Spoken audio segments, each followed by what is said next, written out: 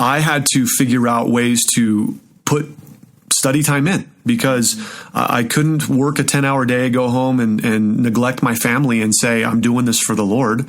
That's ridiculous. So I've got to figure out time to study for that. And I also can't show up on Sunday and say, well, I just didn't have time. You guys are going to get whatever half-baked ideas that happen to come out, and I'm going to ramble for an hour. Hey, welcome to the Expositors Collective Podcast, episode 202. I'm your host, Mike Neglia, and the voice that you just heard is that of Cody King. Cody is the founding and the lead pastor of Redemption Calvary in Commerce City, Colorado. He planted the church in 2014 and only relatively recently came on as a full-time employed vocational pastor. So in those early years, Cody King was a cable guy by day and a pastor and preacher by night, in addition to husband and father. So Cody speaks with Nick Cady about bivocational ministry, the perils and the benefits of working two full-time jobs, and the needed diligence and also some study hacks that he used to make the most of the limited time that he has. So maybe some of you are aware or maybe not, but for the month of December and into January, we are not creating any new episodes for the Expositors Collective Podcast. We're digging into the vault and we're pulling out old treasures. And this conversation originally took place in September of 2019 between Cody and Nick Cady. But I've actually been specifically requested by more than a few people to focus on bivocational ministers more on the podcast. I think statistically, most preachers on the face of the earth are bivocational. And so we do want to honor you. We do want to acknowledge you. And I hope that this episode is of benefit to you. Cody and Nick are both going to be, Lord willing, joining me in February at Costa Mesa, California for our next in-person training event.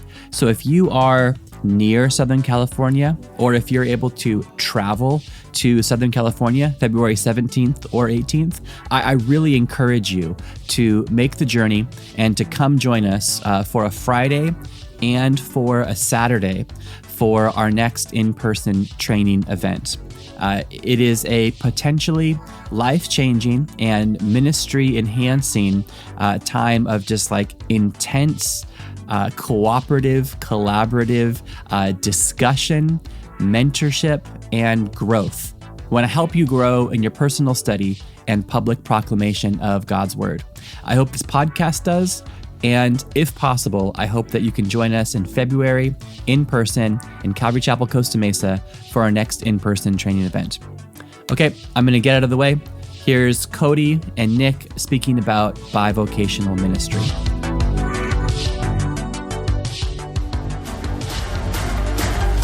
Welcome to the Expositors Collective Podcast. I'm Nick Cady, and I'm here today with Cody King of Redemption Calvary. Hey, Cody, thanks for being on the podcast with us. It's my pleasure. I'm excited to be able to do this with you. So we're recording in Longmont, Colorado at Whitefield's church's office, our church's office, and thanks for driving up. Yeah. Cody, maybe just introduce yourself to our listeners. You've been a part of the last few Expositors Collective events, training weekends. Yeah.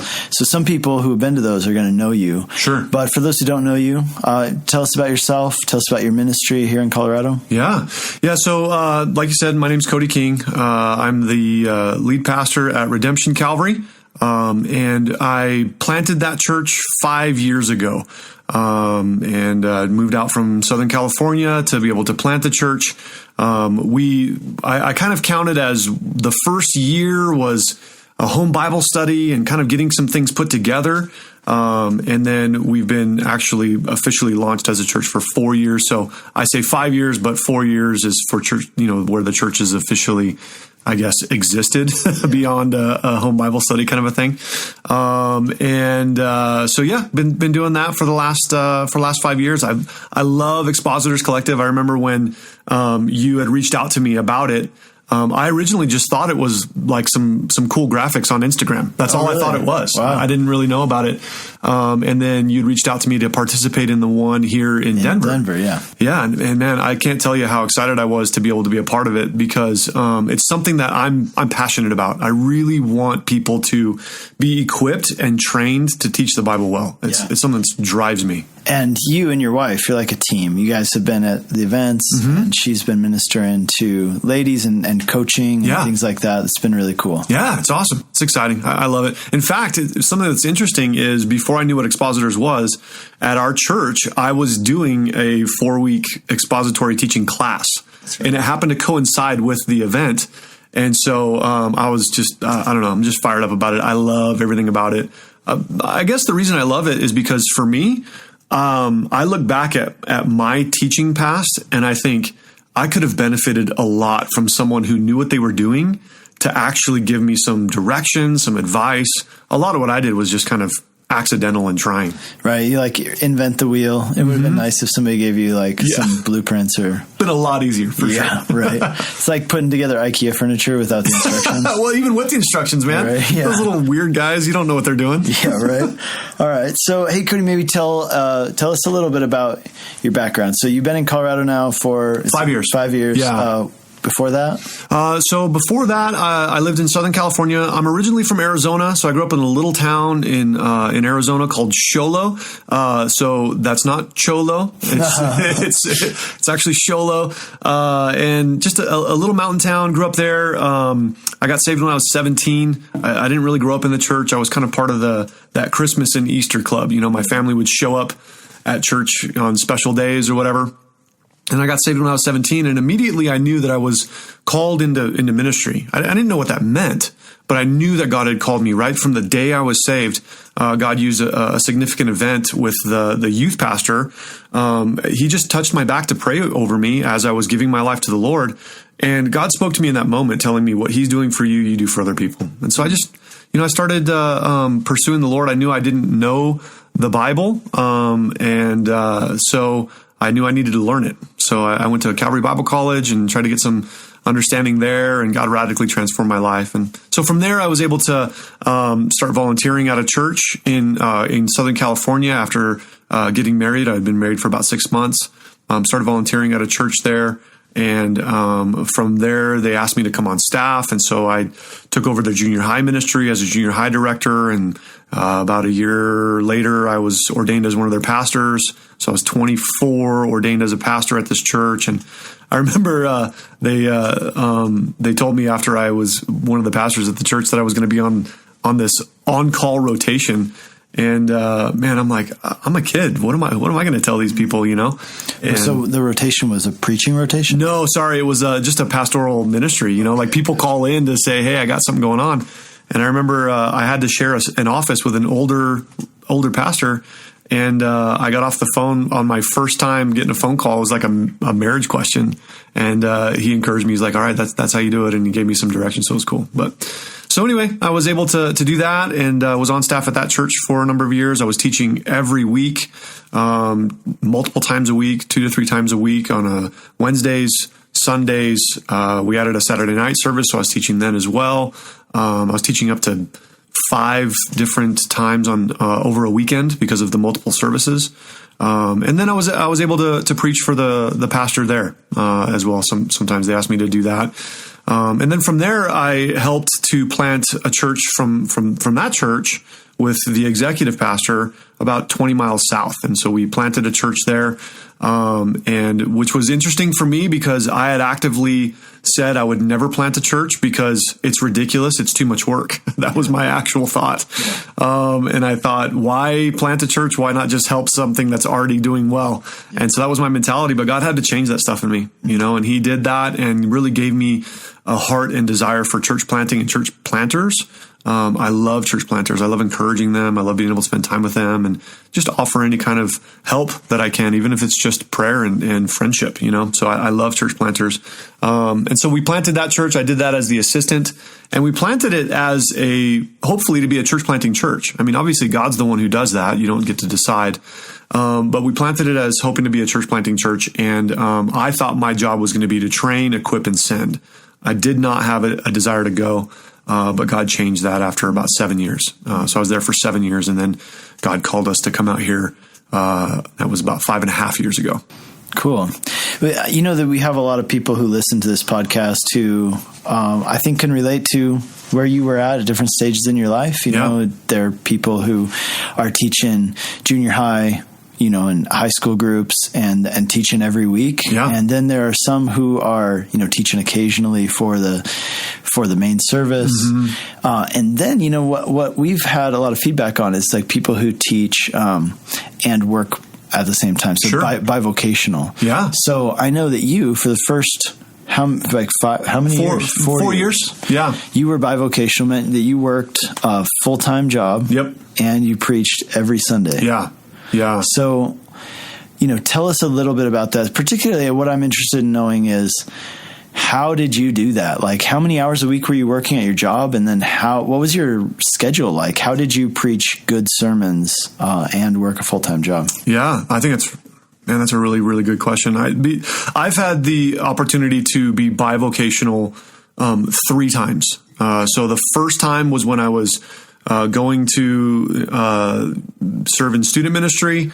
I was volunteering and working a full-time job. And that job I was working about 40 hours a week. And then I planted the first church, I was in the assistant role, and I was teaching probably about, 6 times a year, maybe something like that. So it wasn't really often, but I was teaching home Bible studies during that time.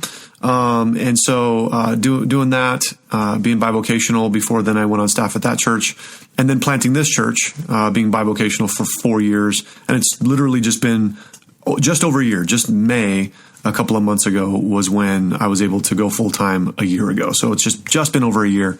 And there's a lot of differences within each of those kinds of things. So I think that, in teaching week to week, as I'm trying to prepare quality sermons, right? Because there's 3 things when you're thinking about a church that matter the most. And we tend to put a lot of attention on the preaching because that's what we care about. And it's what's the most valuable in terms of what people are receiving. But really, as far as what people need, they need a good kids ministry. They need to know that their kids are, my wife and I have gone to churches. We have 4 kids. We have 4 daughters. So you can pray for me. I live in an estrogen ocean. Oh, no. So we've got 4 kids, and I remember visiting churches where we were apprehensive. We put our kids in there, and it's almost like it doesn't matter what the pastor's talking about.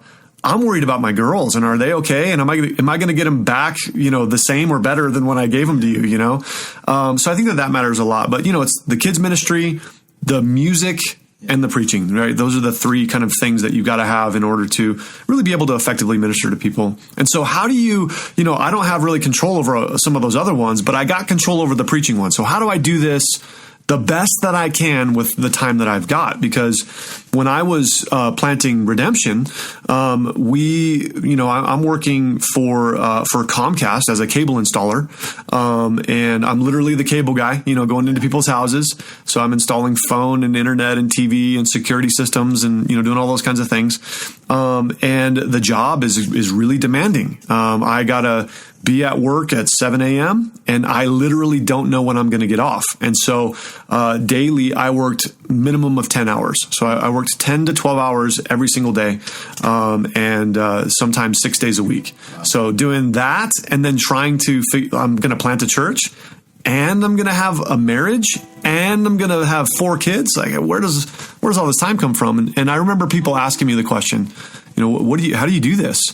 And I guess when it really comes down to it, I point to, it's got to be the grace of God. I look at it and say, God made me capable to do things in that time with the time that I had.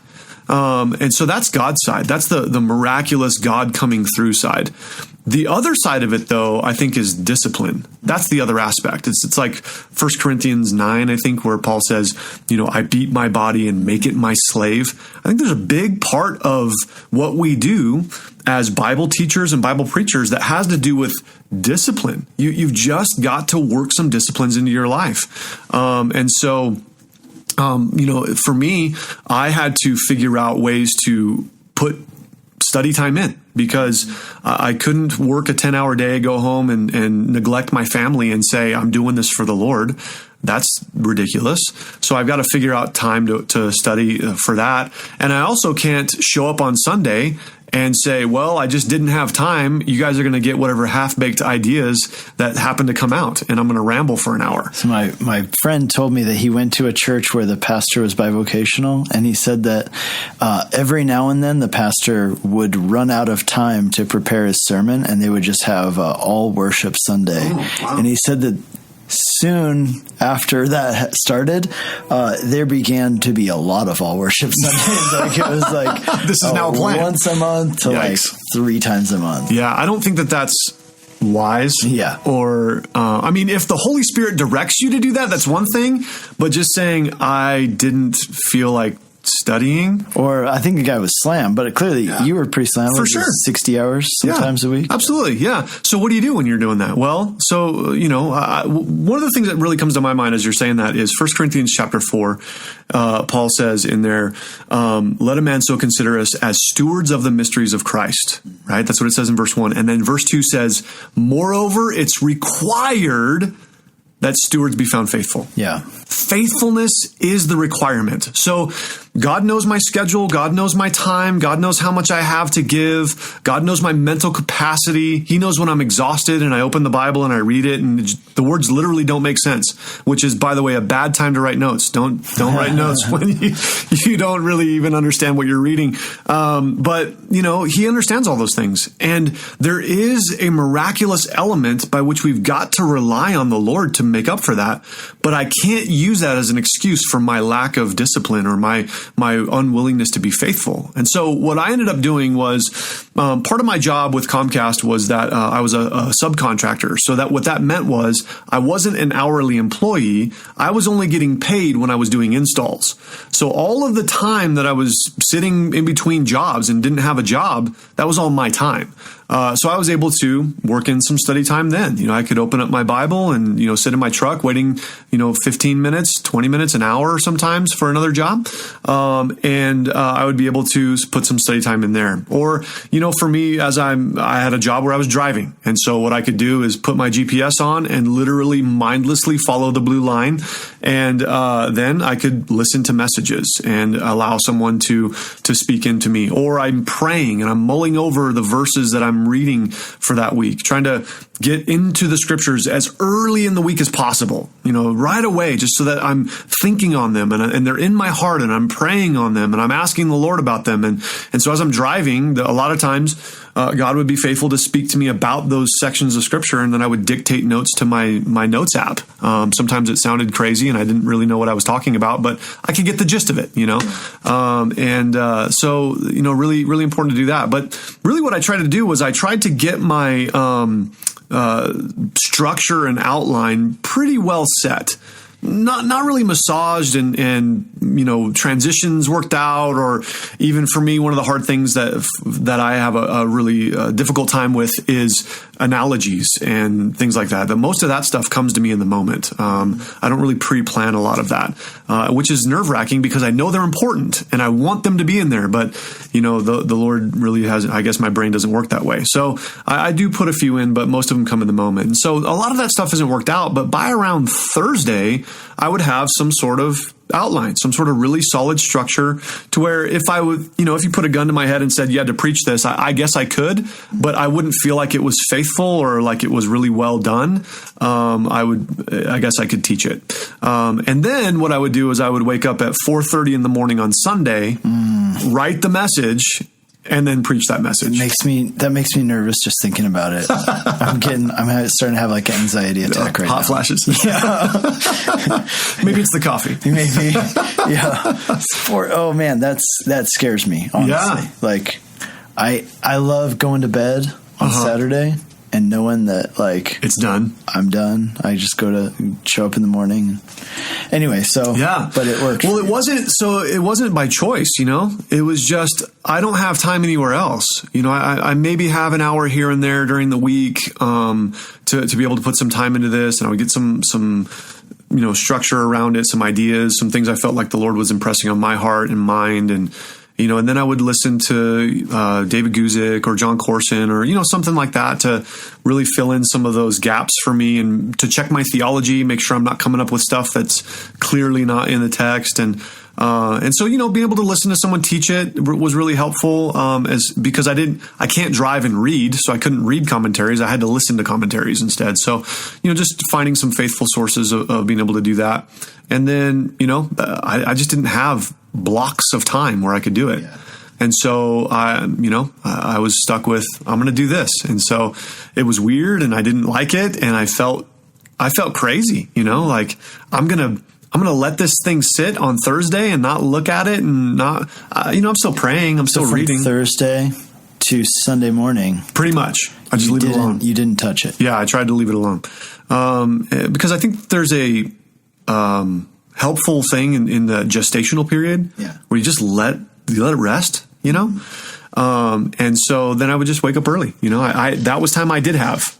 I could wake up early and do that, and it didn't. What's the right word for it? It didn't impede on my job. It didn't make me too tired to where I couldn't work and give my all at work. Because my job wasn't paying me to be a pastor. My job was paying me to install cable, and so I needed to be faithful to my work.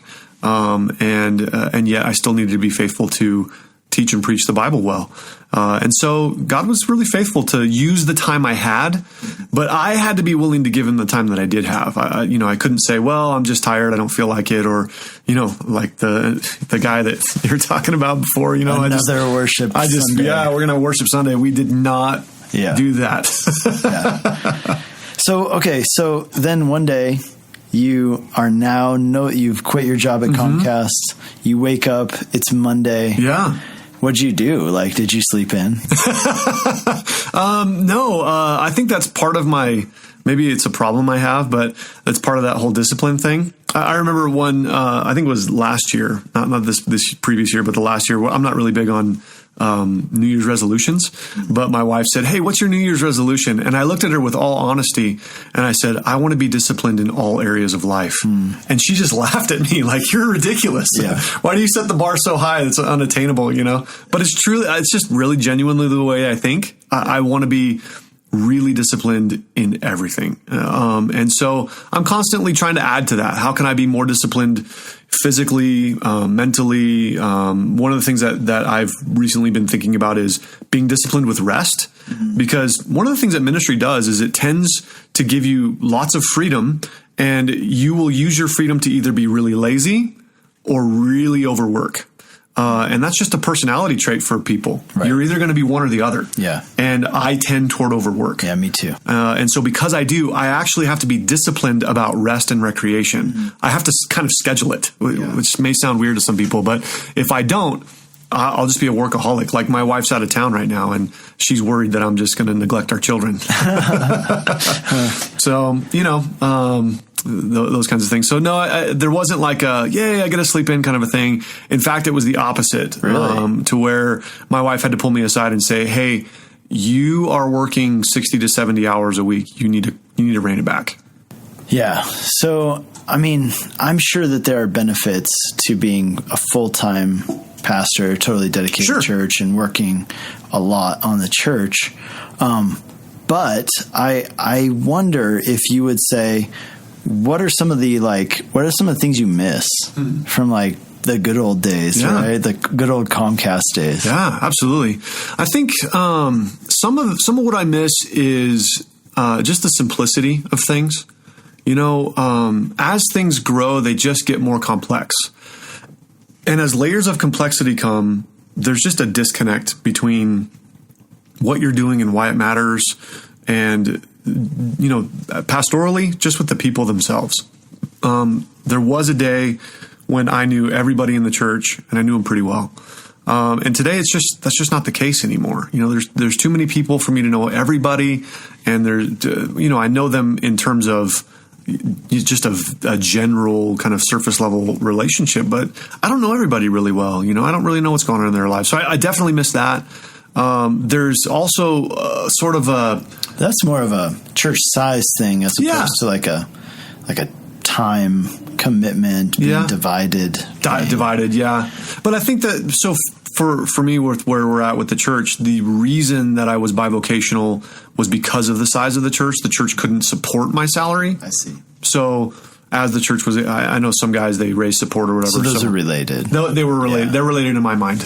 Do you miss going to work? Were there any benefits to? I think there's some benefits to that in terms of just being around non-believers.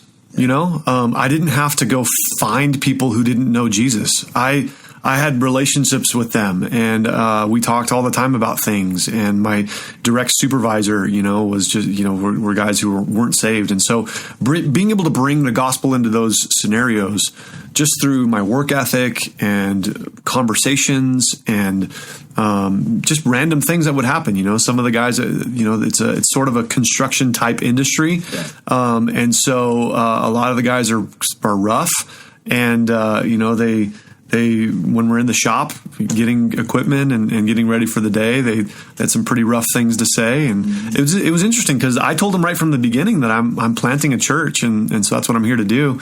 And so they knew me as a pastor. So it was interesting that I was outed like that right from the very beginning. Yeah. And so it just put me in this position where people would talk to me differently, or they would try to poke at me with random questions, you know what I mean? And it was just, it led to some interesting conversations. Yeah.